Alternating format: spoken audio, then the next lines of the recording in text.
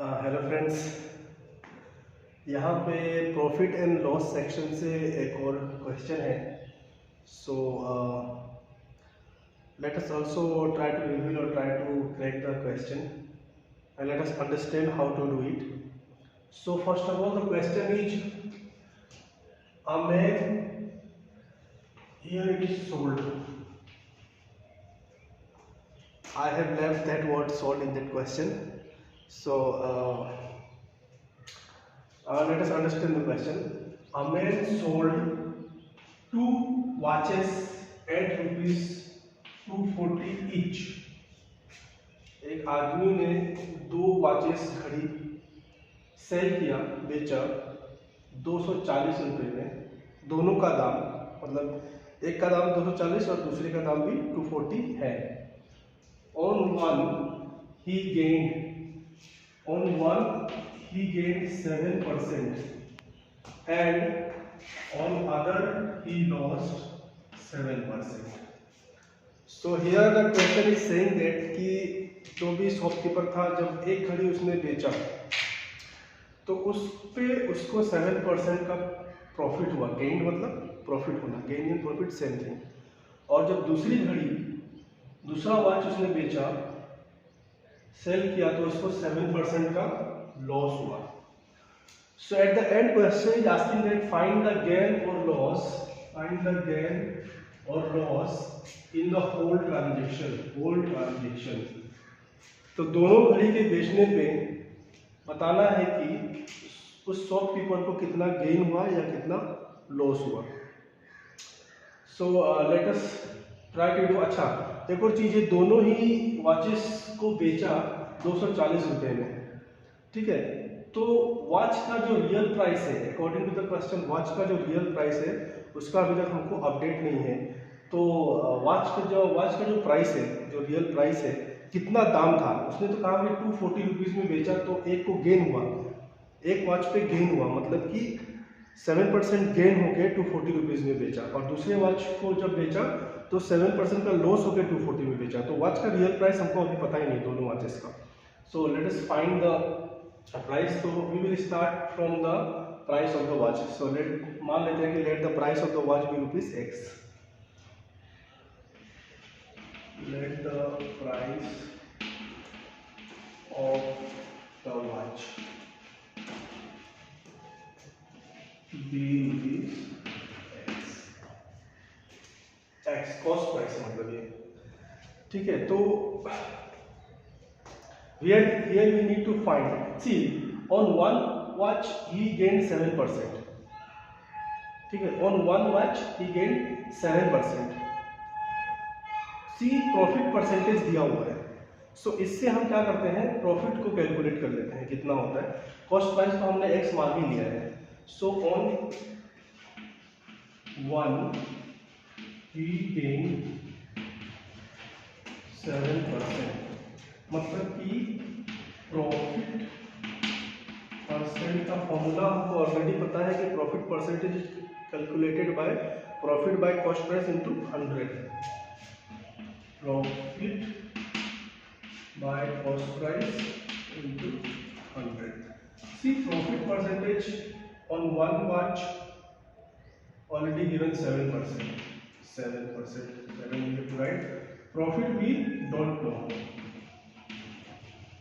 Cost price of the watch we have assumed be ₹X into 100. So ultimately what will be our profit? ये X right hand side से left hand side की तरफ आएगा तो ये 7X हो जाएगा, और 100 प्रॉफिट का इंटू में है, राइट से लेफ्ट की तरफ आएगा तो ये क्या हो जाएगा, डिवाइडेड बाय 100 हो जाएगा. Ultimately our profit will be 7X by 100. Now what we have to calculate? We have to find, here our aim is that we have to find the real price of the watch. We have to find the real price of the watch. What is the price of the watch जिसको हमने X माना था. Okay, so selling price already given here 240 rupees on the condition of 7% profit. So selling price is equal to cost price plus profit. selling price is given 240 rupees. Yes, इसमें 7% profit included है, तब जाके ये 240 rupees में बेचा है on the first condition, on the watch, on the first watch. So that's why we can write here 240 rupees, जिसमें cost price था x और प्रॉफिट अभी हमने ये कैलकुलेट किया 7x by 100. Okay, so let us calculate this equation. 240 is equal to LCM ले लेंगे जो कि 100 होगा, क्योंकि इसके नीचे 1 है.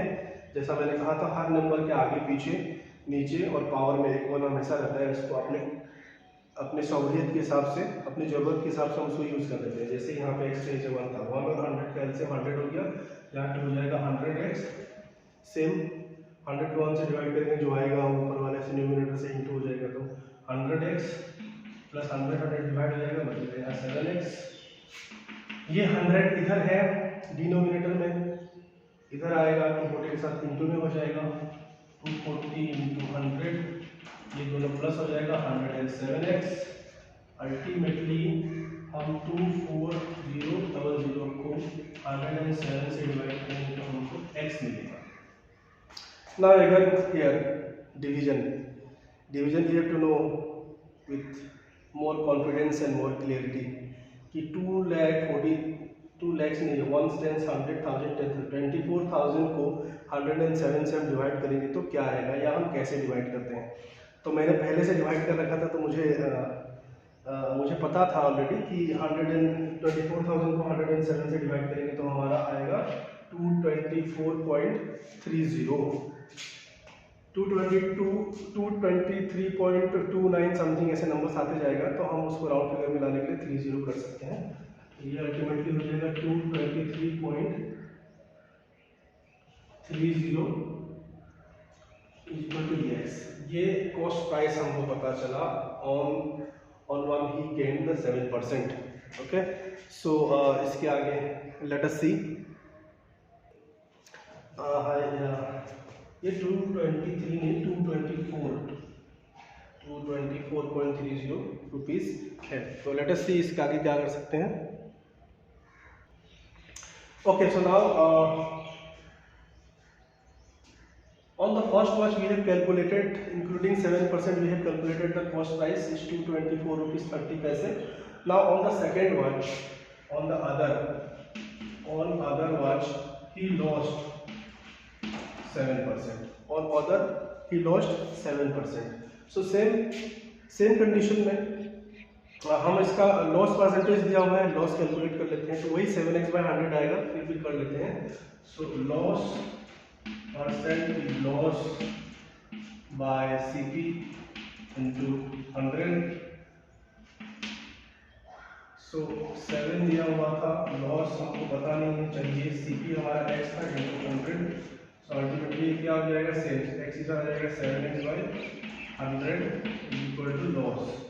ये लॉस था. कंडीशन क्या था, 240 सेकेंड वॉच भी उसने 240 रुपीज़ में ही बेच दिया, लेकिन उसको जब उसने बेचा, शॉपकीपर ने सेल किया, तो उस पर क्या हुआ, उसको 7% का लॉस हो गया. 7% का लॉस हो गया. तो कंडीशन क्या कहता है, SP दिया हुआ है sale price 240 rupees, CP minus loss minus करेंगे तभी तो हमको SP पता चलेगा. 240 रुपीज़ में बेचा, लेकिन 7% का लॉस हो गया, तो हम जो उसका रियल प्राइस था उसमें से लॉस को माइनस कर देंगे तो बेचा हुआ प्राइस हमको पता चलेगा. तो in the same condition 240 rupees ही था, CP हमने x मारा था, माइनस लॉस हमारा क्या था 7x by 100. इसको हम न्यूमेरिकल कैलकुलेशन कर लेते हैं. 240 इज इक्वल टू, यहाँ नीचे 1 है, एलसीएम ले लेंगे जो कि 100 होगा, ये हो जाएगा 100x माइनस 100 कर दिया, ये हो जाएगा 7x.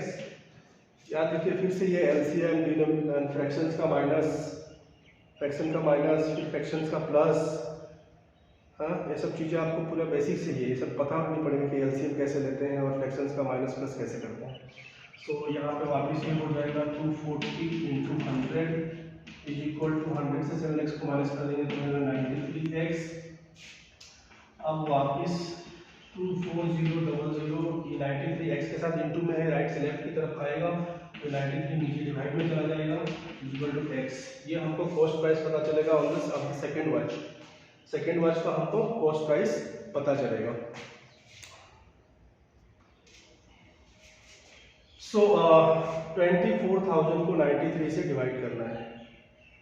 24,000 को 93 से डिवाइड करना है, नंबर्स का डिवीजन। तो 93 से 24,000 को डिवाइड करोगे तो आपका आएगा 258.06।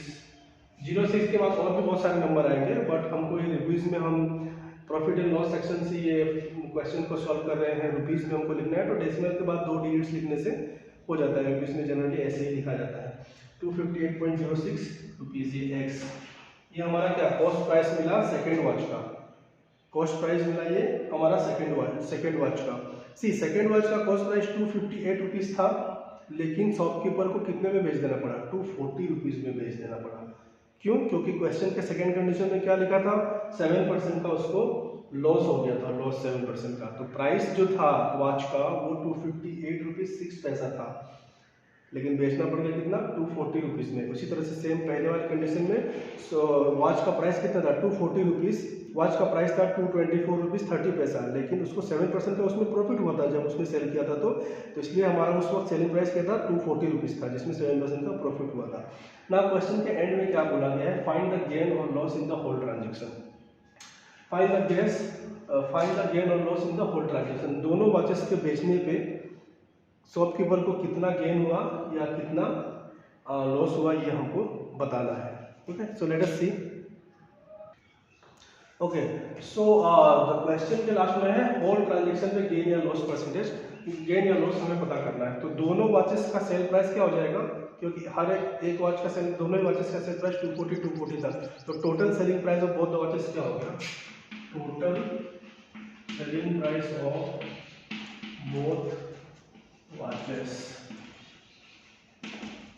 rupees 240 plus 240 rupees 480 था।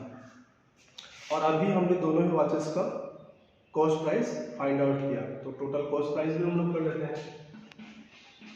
Total cost price of both watches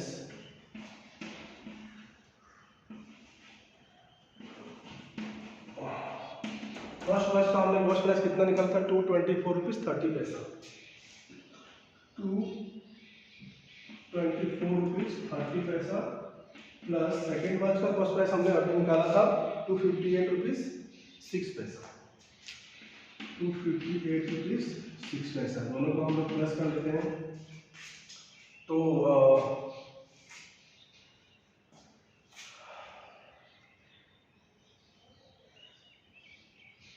ये आएगा 482 रुपीज़, ये आएगा 482 रुपीज़ 36 पैसा।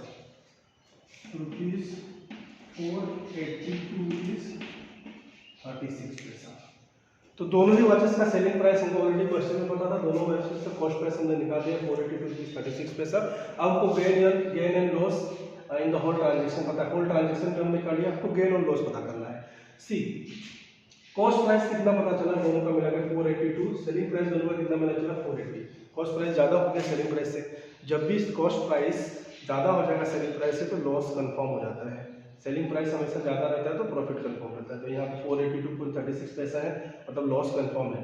सी तो since cost price is greater than selling price, loss is confirm.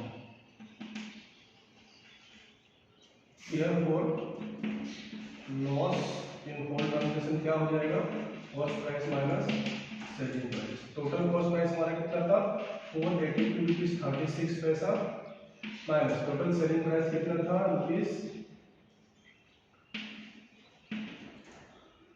480।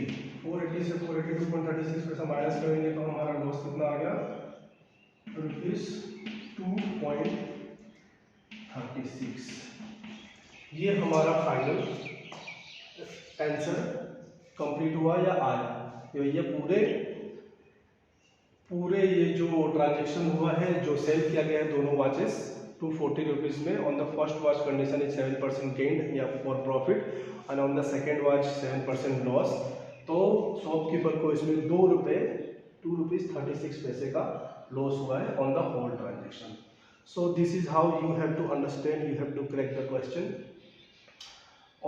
इस तरह के क्वेश्चन, ये प्रॉफिट एंड लॉस सेक्शन से, सेलिंग प्राइस कॉस्ट प्राइस के सेक्शन से ये क्वेश्चन था। So this is also very important question. थोड़ा क्रिएटिव थिंकिंग अपनी तरफ से लगाने की ज़रूरत है, इसमें अंडरस्टैंड करने की ज़रूरत है। So and most of all practice, मेहनत, बार बार लगातार प्रैक्टिस करते रहना इस चीज़ को, वो सबसे ज़्यादा ज़रूरी है। अंडरस्टैंड तो आप कर लोगे, 2-4 बार देखोगे अंडरस्टैंड हो जाएगा। फिर क्या होता है ना, स्टूडेंट्स जनरली क्या करते हैं कि एक बार समझ गए, प्रैक्टिस कर लिया, फिर उसको छोड़ देते हैं, वापस पलट के देखते नहीं है। तो मैथ्स में क्या होता है, कंटिन्यूटी मेंटेन रखनी पड़ती है, कंसिस्टेंसी मेंटेन रखनी पड़ती है। बीच बीच में आपको 2 दिन 3 दिन में कभी जब आपको मौका मिले तो याद करके, याद से आपको बार बार पलट के उसको देखना पड़ता है या प्रैक्टिस करना पड़ता है, उसको आप सस्टेन करने के लिए, दिमाग में होल्ड करने के लिए। ठीक है ना। तो this is how you have to calculate this question and this is solve.